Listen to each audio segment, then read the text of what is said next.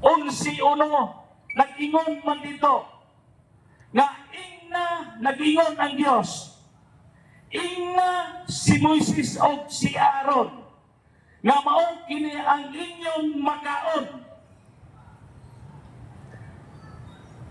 Mao kini ang inyong makaon o ang dili makaon. Ang giingon nito diha sa Levitico, ingna si Moises o si Aaron nga ipaingon ang mga Israelita. Uy!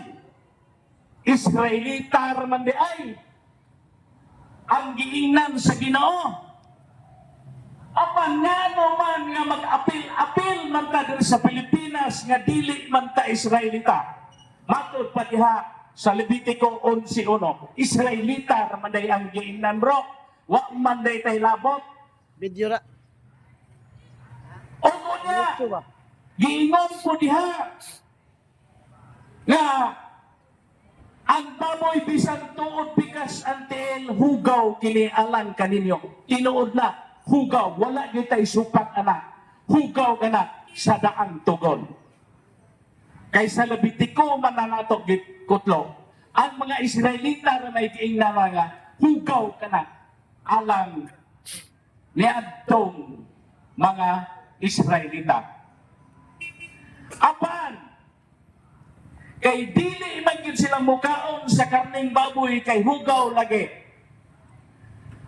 Kay dili man na sa Ginoo. Pero naay gitugot nga mo ipakaon sa Ginoo. Matod pa diha sa Levitico 11:22, nag-ingon dito ang Ginoo, ang pwede ra niyong kaonon mao ang apan-apan, timos o dulot. Mao lay ipakaon. Pero wa gyud ko kita og mga sabanista nga nanakop og apan-apan, nanakop og timos og dulon, kay mao ilay kanon. Nakakita ba mo og mga sabanista nangukap og pato dito sa kaumahan nanakop og timos kay ilang kaonon? Wala. Pero sa kinili, maayo sila. Ikaw, bro, mukaon ba ka o kuan, baboy? Ang kaon, apan-apan, mukaon ka. Adili ka mukaon, timos o apan-apan. Gitumbot mo na. Mula nga, atensyon sa mga Seventh Day Adventist. Pangaon mo timos, apan-apan o dulon kay kanaman ang itugon. Maayo lang mo sa kinili. Pero baboy hisgutan nga mangaon ang mangaon ng mga Katoliko o uban pang mga pundok nga mangaon, kusog mo musaway kay lagi maimpirno kuno. Mao kuno'y makaladlag na to kay nangaon ko na ta og baboy. Apan atubag niya na. Unsa may giingon diha sa Marcos City Kapitulo 7:18. Si Jesus mingon,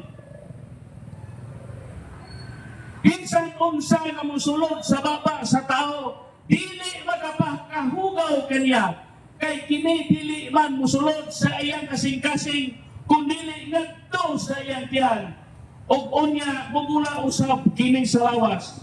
Sa pagsulti ni Jesus niini,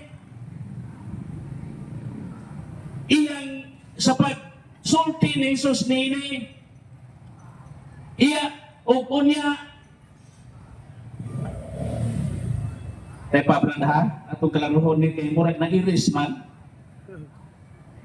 dara bisan unsa nga mosulod sa baba sa tao dili makapagahugaw kaniya, kay kini dili man mosulod sa iyang kasing-kasing kundi sa iyang tiyan ug unya mugula usab sa lawas. Sa pagsulti ni Jesus nini, iyang gipahayag nga mahimo ng kanon ang tanang pagkaon.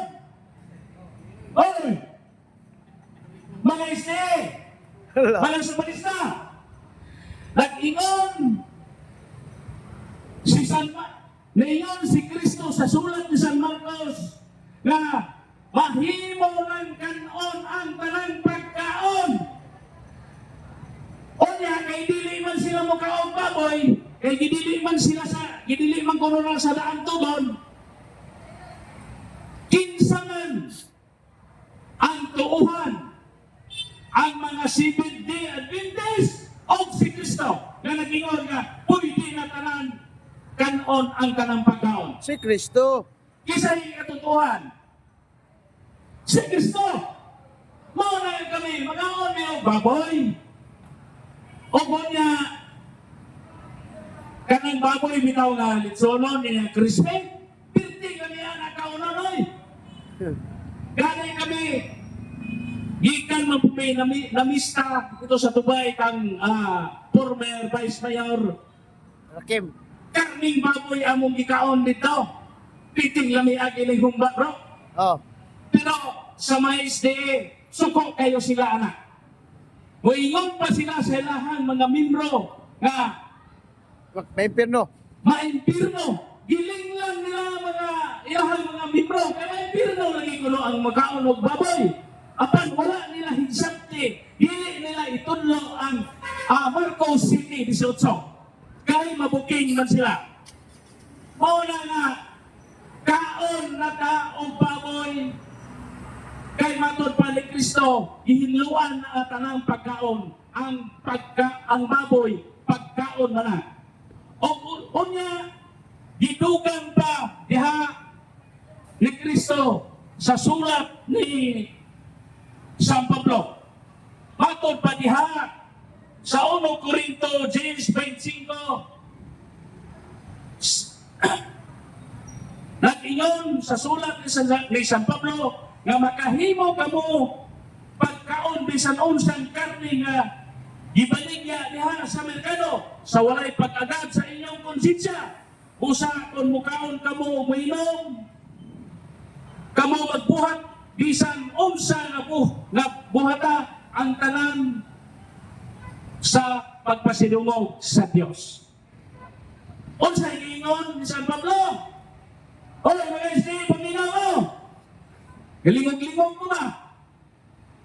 O sa ingon ni San Pablo, pwede ka mo magapalit sa tanang karne nga gibaligya diha sa merkado. Unsa man ang baboy o gihawon, karne na matawag na.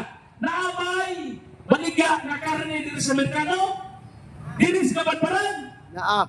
nainaghan.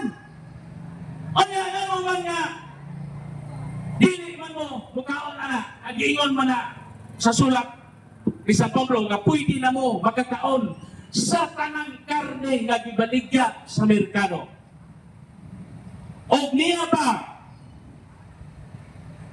maton usab ni sa sulat ni San Pablo sa Colosas 2:17. Si San Pablo nagtudlo usab nga dili kita pagahukman sumala sa pagkaon. Busa ayaw ninyo itugot nga may magsanyaw kaninyo sa inyong kanon o imnon. Kining tanan landong lamang sa mga butang na umabot apan ang katumanan mao si Kristo. Oy, Kristo! Kanang di mga ubaboy. Ako pa ni San Pablo, dili na kay sa pagkaon ang katumanan mao si Kristo. Si Kristo ang katumanan. Mao na kita nga mga Katoliko o uban pag mga pundok nga mga unog baboy padayon ta sa pagkaon ini pero ako lang pahimangno moderately lang ayaw na mo og palabi High blood. kay High blood. pag high blood na daghan yung kiong-kiong ana mo na nga kita bisan tuod gitugot na dili kita magpalabit og kaon ana kay makadaot po na sa tong lawas. Nga mahal ang kilo. Oo. Ako nagpasalamat po ko nga ang mga Seventh-day Adventist di mga og baboy. Kay og mga og pa na sila og baboy, musamot og kamahal ang karning baboy. Oo na nga, nagpasalamat ko nga sila di mga og baboy. Pero og mukaon sila, labaw na ko nagpasalamat kay nagtuman sila sa sulat ni San Pablo. Diha sa Colosas 2:16-17.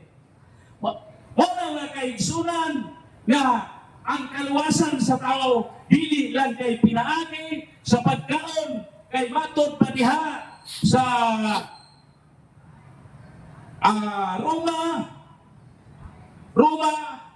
8:8 or diri sa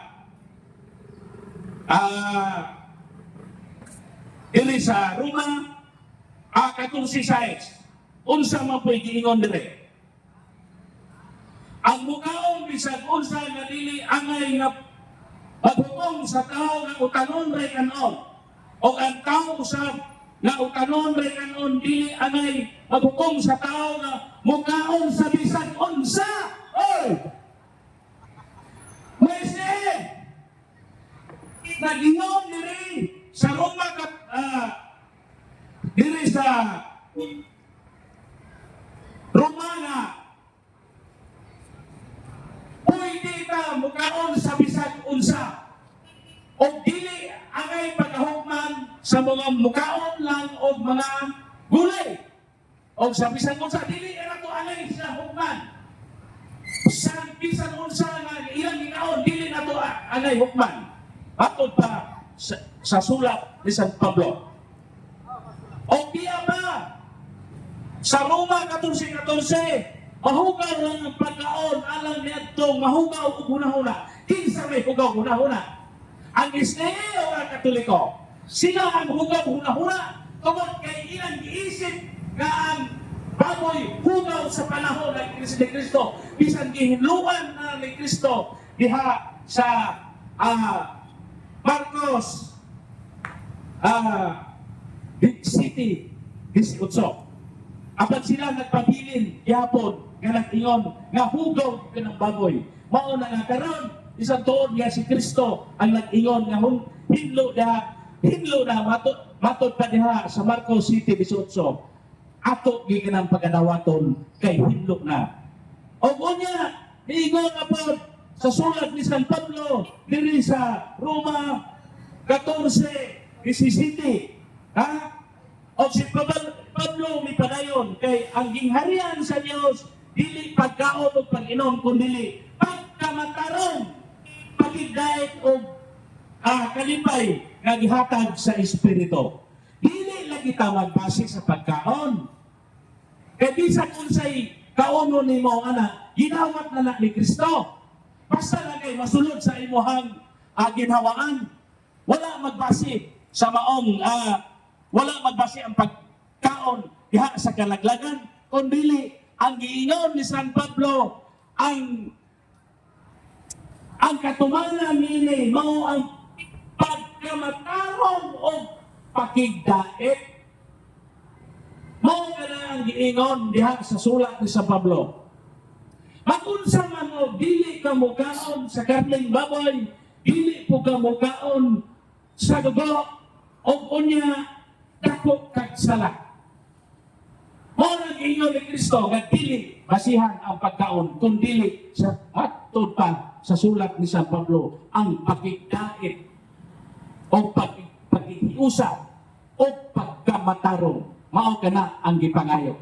Dili kana ingon nga basihan nga isang mukaon kag bisag unsa apil lang baboy lak nga ka. Kay kitang mga Kristiyanos sa panahon ni Kristo giusap ni Kristo o gibag-o ni Kristo ang pagpaagi sa pagkaon kay niadtong daan tungod da si Levitico kadto ang mga Israelita lagi sugo niadto matud pa diha sa Levitico 11:1. Unya nganong moapil man ta? Mao na nga kita magbantay kita sa paglinglang sa itong mga kaigsunan bisan tuod kita nga kita tanan mga Kristiyanos apan kung dili ka mudawat sa sugos ni Kristo diha sa pagungtugon mao kana ang kalaglagan dili base sa pagkaon. O unya napoy mingon nga ngano mga Katoliko nga kusog man kuno mukaon og dugo.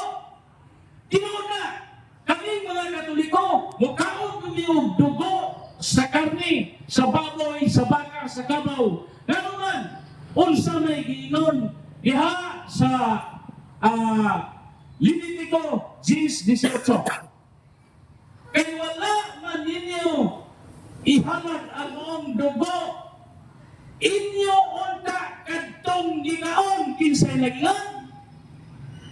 Ang Ginoo ang nagingon.